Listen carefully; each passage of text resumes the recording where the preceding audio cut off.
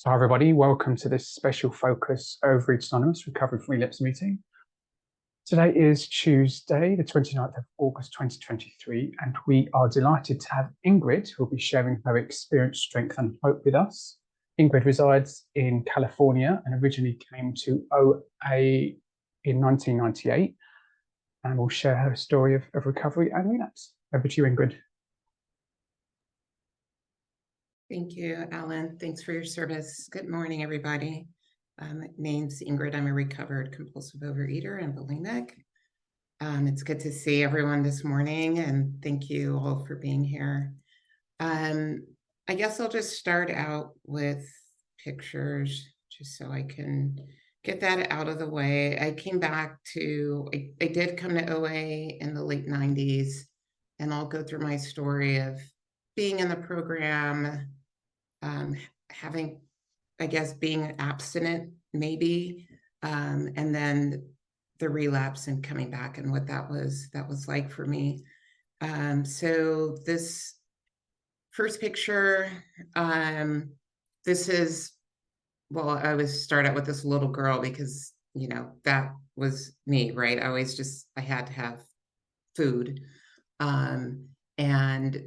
These photos, I was in relapse. I had gained 80 pounds, and I'm smiling in these, but I was absolutely miserable. I felt like my life was insufferable. The physical manifestation of the disease, yes, that was, you know, of course I didn't like it. I always wanted to be thinner. Who doesn't? But really, for me, it was what was going on in my head and how unmanageable my life was. Then let me go back to, let me share the next photos of being in recovery. Sorry, I'm not as on top of it this morning with using Zoom. Okay, here we go.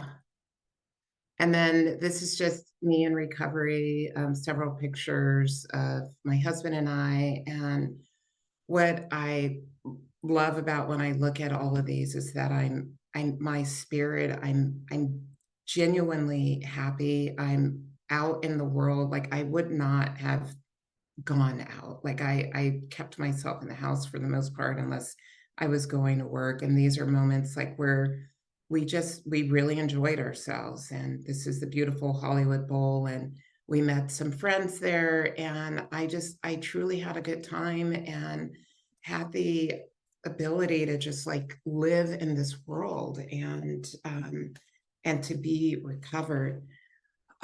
So as I said, I came to OA in the late 90s. I was a complete wreck. I had just gotten married, and I had, you know, just dieted my way down, the exercise bulimia, the complete obsession with my body and trying to be the perfect bride, whatever that is, to look perfect, to be perfect. And when I think about that and to enter into what is, you know, a lifetime partnership, it's not a good starting place, right? And so by the time I came across the program, I heard about it through a job that I had at the time, and some people were going to AA meetings, and I was like, oh, I wonder if there's something for food. And I just happened to come across OA. And I went to my first meeting, and it was, I will say, such a relief. I know, you know, we all have different experiences, but for me, it was a relief to walk into a room and hear other people share their stories and the deep, dark secrets that I had to keep about this disease and about myself. And just to know that there were other people out there like me, people that ate food out of the trash, people that had exercise bulimia, binging, purging, obsession with food, being unable to stop. And I just thought, thank God it's not just me. And, I found my people. I knew I was in the right place.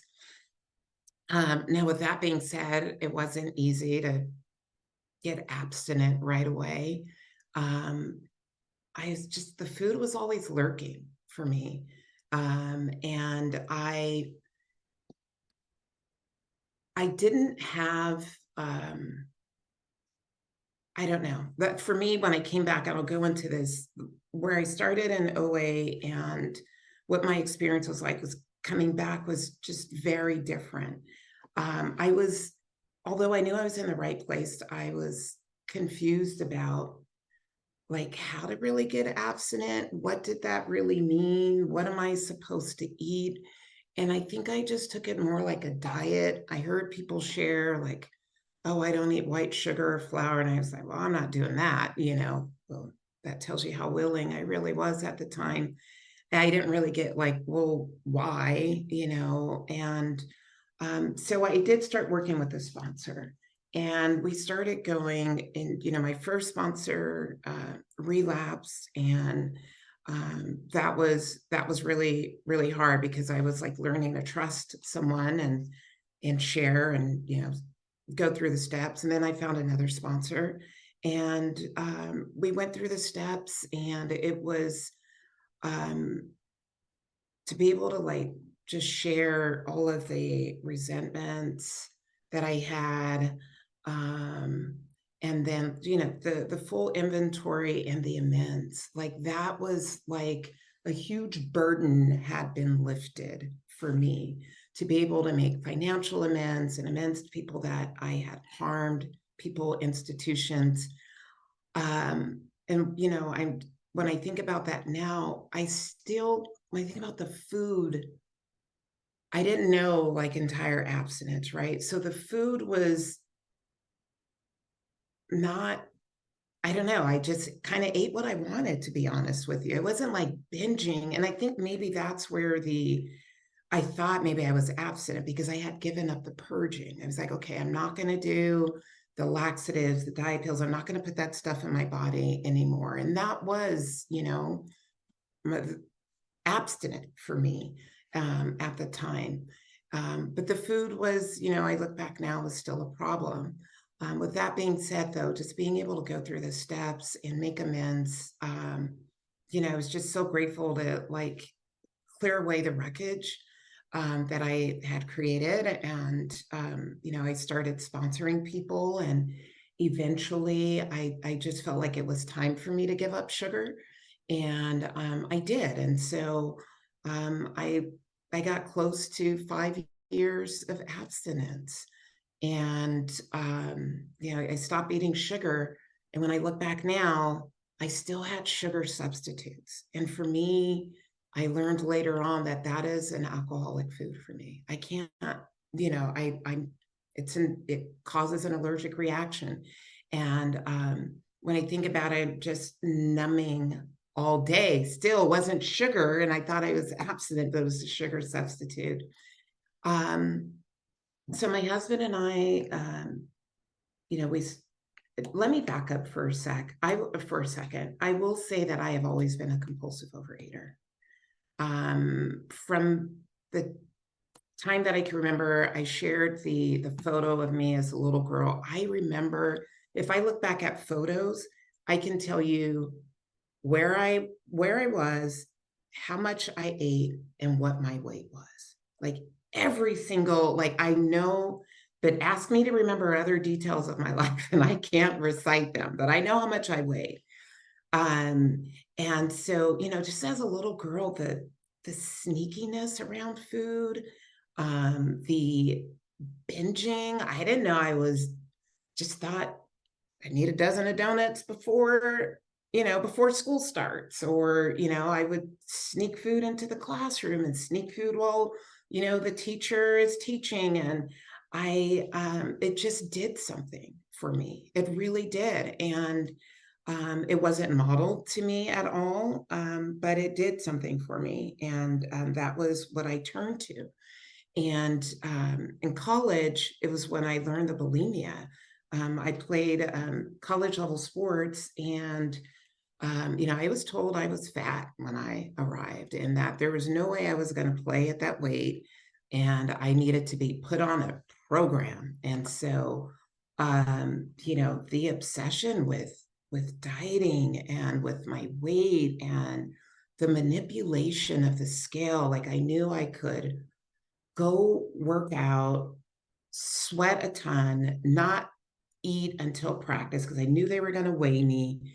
Then, I'd be able to be a certain weight and they wouldn't, and it was just like this constant That's 10 obsession. minutes. Thank you. Right. And manipulation. And so I apologize that I had to step back, but I just wanted to sort of set the tone for how I went into, my marriage and then coming into program and just kind of what my disease looked like. So with the 5 years, almost 5 years of abstinence, and my husband and I started a family, I thought that I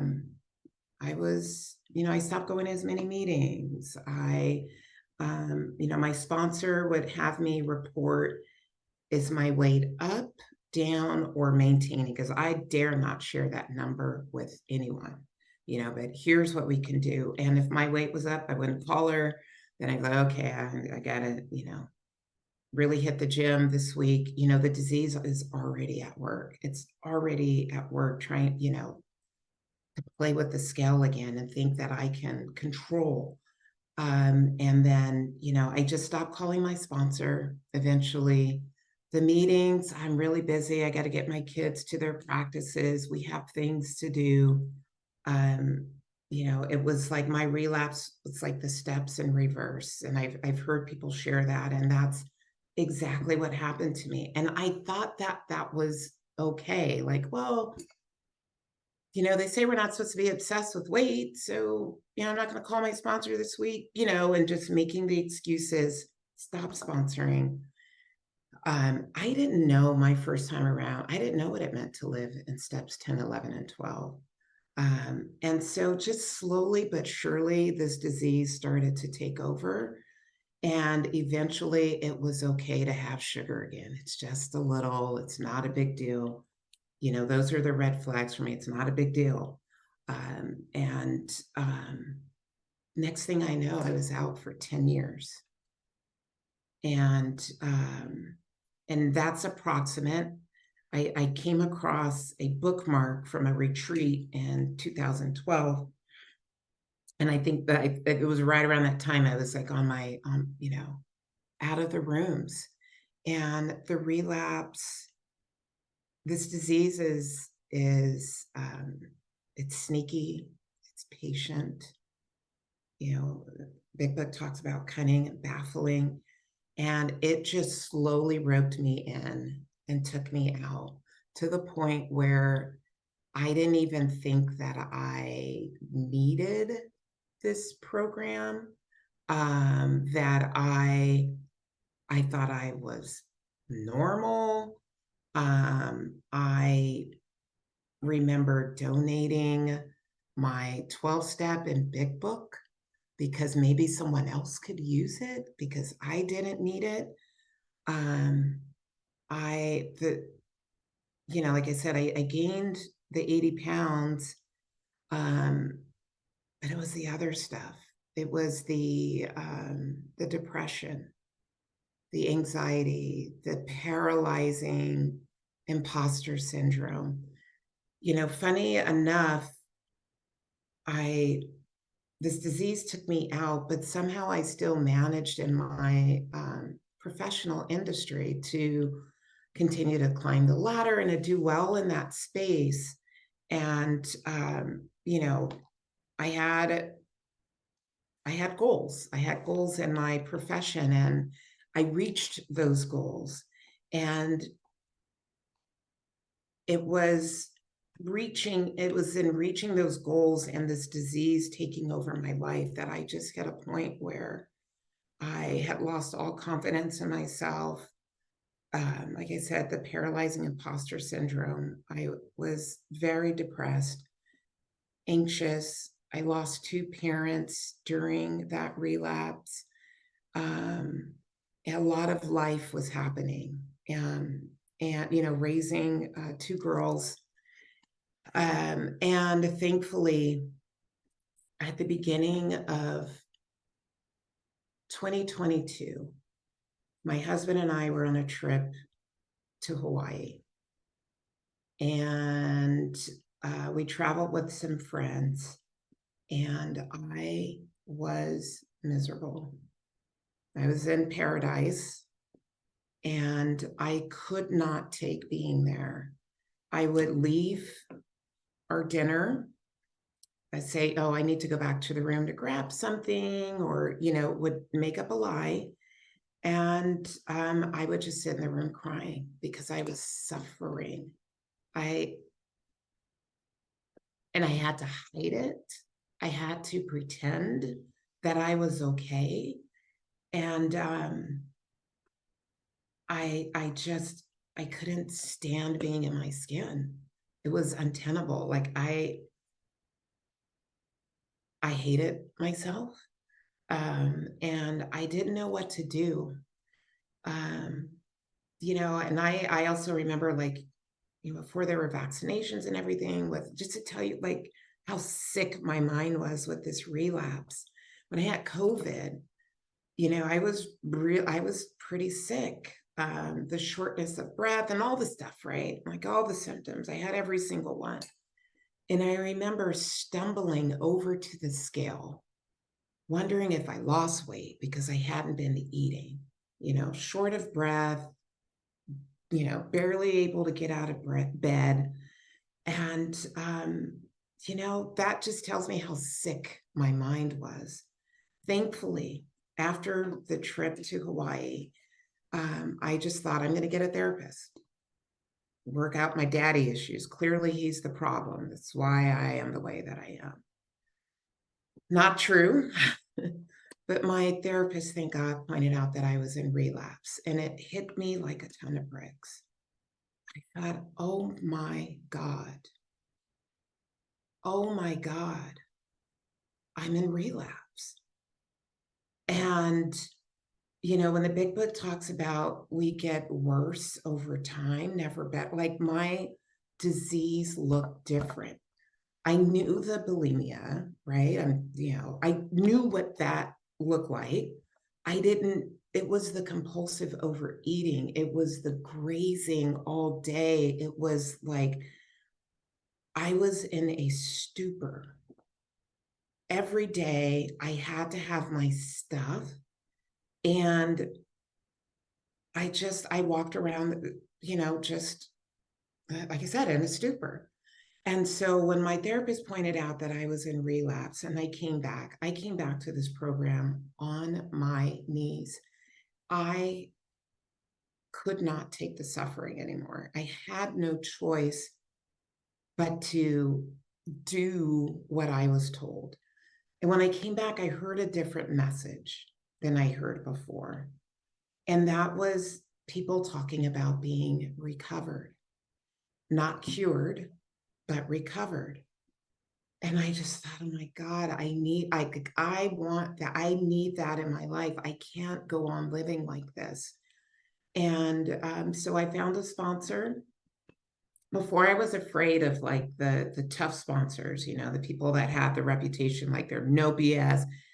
And this time I was like, okay, I'm a softie, but I'm a manipulator, and I need someone who's going to not take my BS, but also be very loving. And I found a great sponsor. And this woman took me through the steps quickly using the big book. Before I had a big book, but I didn't really read it. No, the meetings that I attended in person, no one really talked about the big book. And so just like starting out in the doctor's opinion and learning about the physical allergy that triggers the phenomenon of craving, that resonated for me, because the sugar and the sugar substitutes, it kept me in that stupor. It kept me just, like high throughout the day. And so I needed to be entirely abstinent. I, got a nutritionist, a food plan. It's weighed and measured. For me, I have to do that. I just mentioned I was a manipulator. And so, I'm going to have more than what my body needs. We work the steps quickly. And I learned how this program and working the steps gave me a design for living. And, the weight started coming off. I think I'm like 65 or closer to 70 pounds down for my top weight that I recall, like weighing myself. That's 20 minutes. 20, thank you. And it wasn't this happened not through my will, but following a program and turning my will and my life over to a power greater than myself. And learning to trust my higher power, who I call God, with all of me, not just my food, but with all of me, with my relationships with others, with my life, with my children, like learning to live life on life's terms. The amends this time around, I had several living amends to make. And I decided I'm not going to pretend anymore. I'm not going to have that like facade that I'm doing great, I'm fine. And so, because when I was in program before, mom's going to those meetings, like no one really, you know what I mean? It was like, oh, this program, like no one really knew what that meant. And this time around, I was very transparent with my husband. He had no idea. I mean, of course, physically, but you get older, you gain weight, you know what I mean? But that was my excuse, right? I guess a normal person would think that, but those are all like symptoms of the disease. And he had no idea. So imagine living with someone, being together. We just celebrated our 25-year wedding anniversary. That's how good I was at hiding,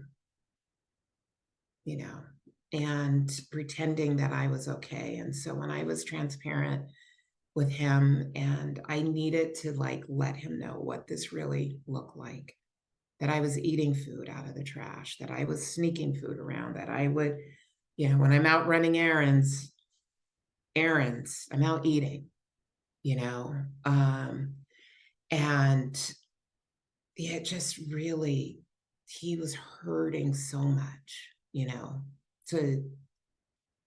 felt bad, like he didn't know, and he wished he could have helped. Well, as much as I appreciate that, and I love that I have a support, the only person, the only entity, spirit, energy is God.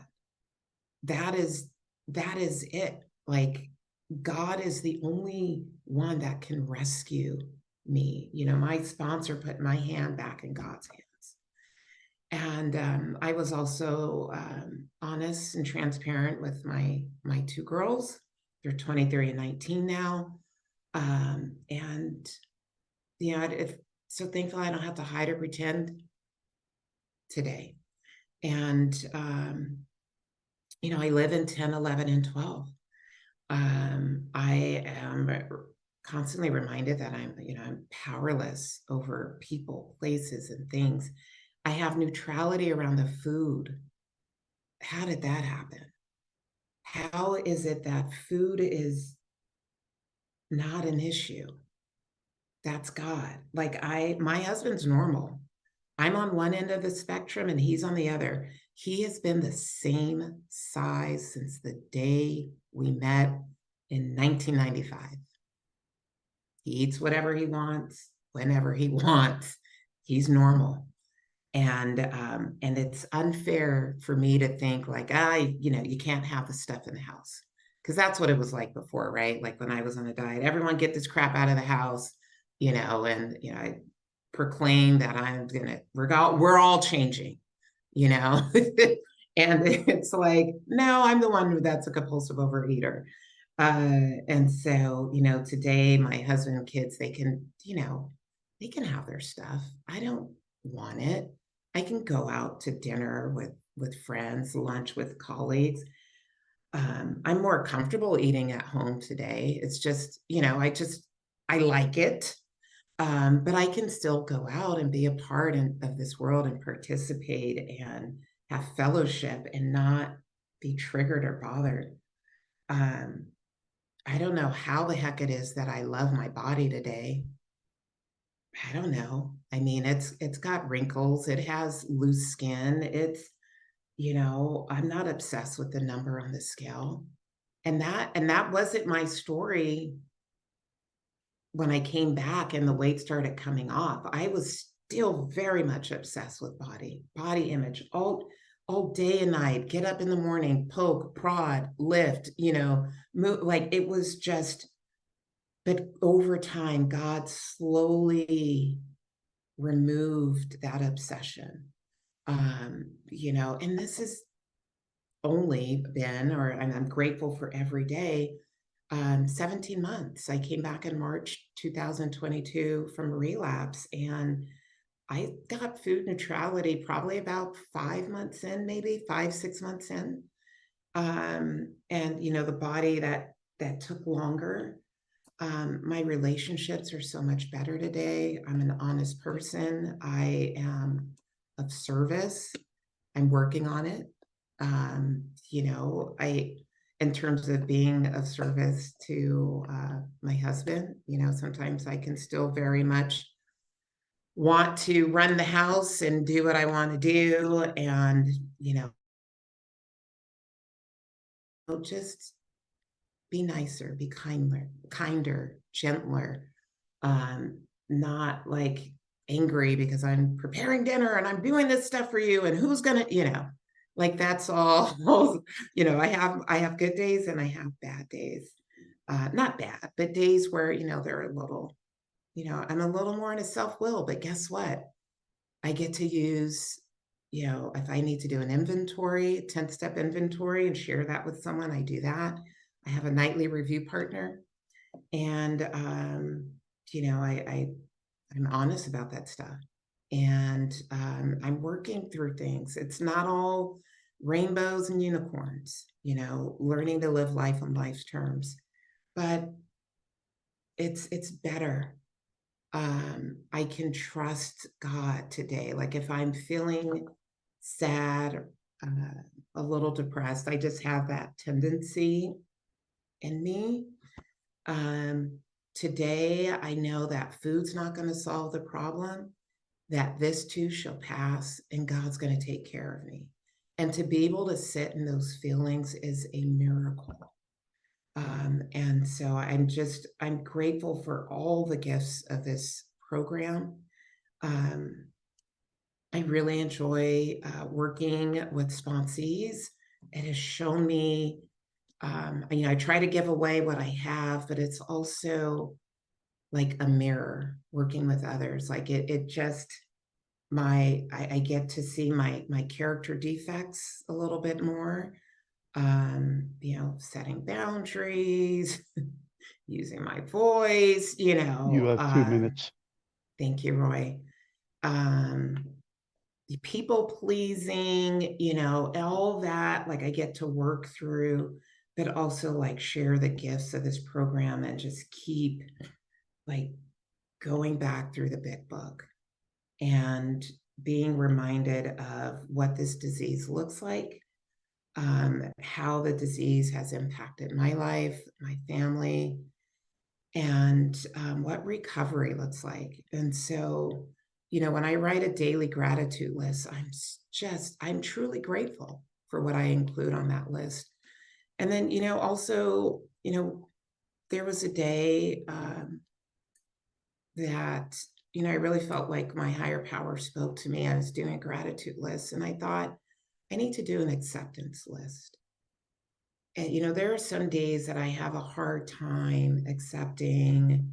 I used to have this, not used to, some days, when the obsession, that restlessness, irritability, and being discontent on BMI, and not body mass index, but beauty, money, and intellect. And I had placed so much value on that. And when I didn't have what I wanted, if I didn't think that I looked beautiful enough, or we need more money, or I want to be the smartest person in the room, and that stuff will, if I'm not careful, I'll spiral. And so I started doing an acceptance list of that. You know what? We have enough for today. We have enough money for today. I don't have to be the smartest person in the room. My kids don't have to be the smartest kids in their class. Those are not, I used to think of that as a shield of protection, and, that it would, thank you, would give this life that I think that I want or need. But today I just accept life on life's terms. I accept the people in my life as they are. And I am just grateful for the recovery that God has given me. So thanks for letting me share.